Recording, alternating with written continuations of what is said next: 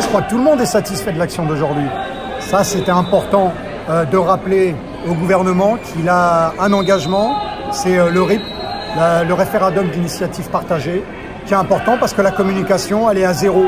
Voilà, ils ne communiquent pas à travers ça, et c'est quand même important que les gens, le peuple, les citoyens soient informés de ce référendum, parce qu'il concerne quelque chose qui est un patrimoine, qui rapporte beaucoup d'argent, et qui va être privatisé, on est contre. Donc ça a été voté, nous on aimerait bien que ça soit enlevé de leur programme, et on sait très bien que tout ça, ça peut financer du social dans ce pays. On est là, on est là, même si Macron ne veut pas, nous on est là, pour l'honneur des travailleurs et pour un monde meilleur, même si Macron ne veut pas, nous on est là, on est là.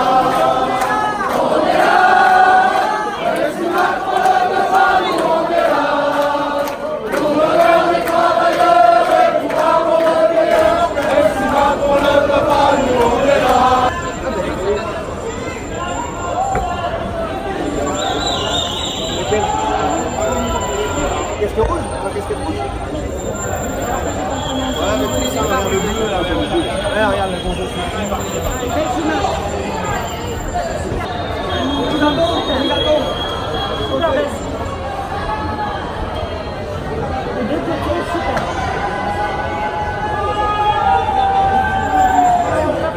On est contre cette privatisation et on a le sentiment plutôt que c'est des petits arrangements entre amis.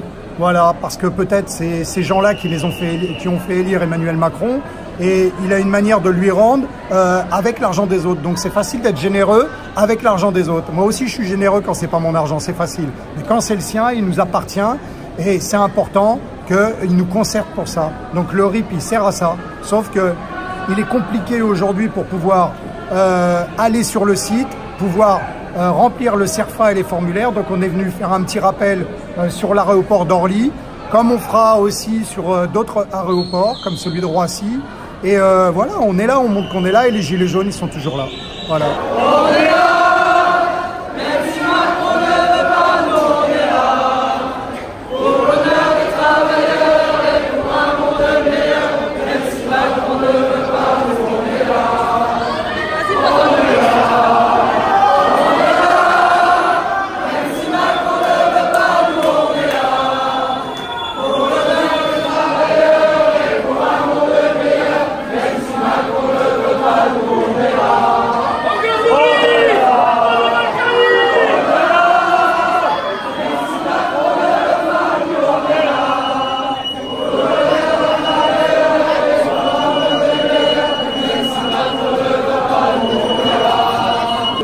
Cette privatisation est contre-productive, puisque c'est un échec pour Toulouse, et que la privatisation des autoroutes à Vinci est aussi un échec, puisque les autoroutes sont de plus en plus chères, et c'est le contribuable, c'est le concitoyen qui doit payer.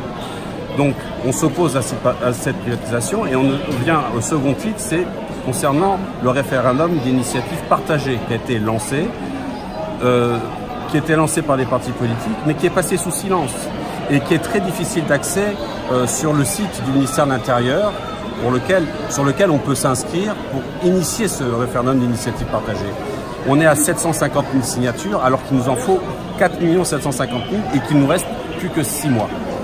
C'est la raison pour laquelle nous manifestons de manière pacifique et festive à Orly. On est là, même si Macron ne veut pas, nous on est là, pour l'honneur des travailleurs, le pouvoir de meilleur, même si Macron ne veut pas. Gilets jaunes, on est là, même si Macron ne veut pas, nous on est là. L'automne sera chaud, parce qu'il y a beaucoup de mécontentement dans toutes les couches de la population, les urgentistes, les écoles des professeurs, les policiers qui vont bientôt manifester. Il y a aussi les professions libérales. Le 16 septembre, il va y avoir les avocats place de la Concorde parce qu'on va complètement modifier à leur désavantage les retraites qui les concernent, qui nous concernent en tant que profession libérale. Donc il va y avoir beaucoup de convergence. Alors est-ce qu'il va y avoir... est-ce que tout ça, ça va s'agréger? Mais en tous les cas, c'est un automne social très chaud. Et il y a aussi évidemment l'appel national du 21 septembre sur Paris de la manifestation des Gilets jaunes. Paris, debout, soulève-toi. Paris, debout, soulève-toi. Paris, debout. Castaner, assassin. Castaner, assassin. Castaner, assassin. Castaner,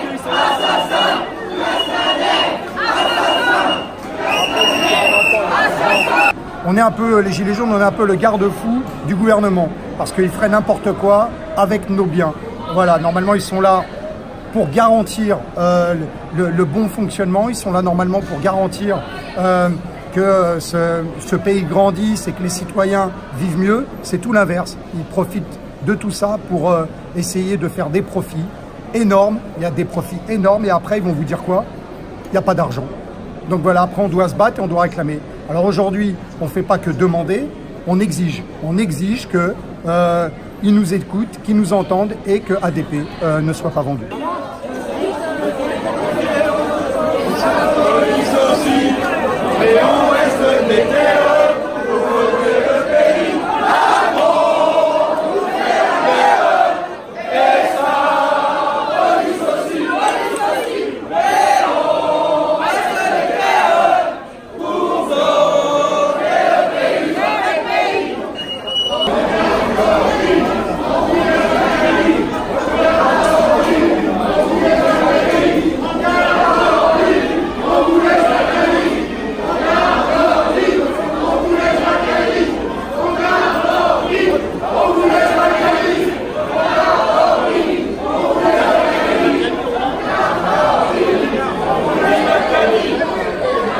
Je pense que de toute façon, on a changé les consciences et je pense aussi que les prochains qui viendront au gouvernement, qui voudront le pays, prendront en compte les citoyens.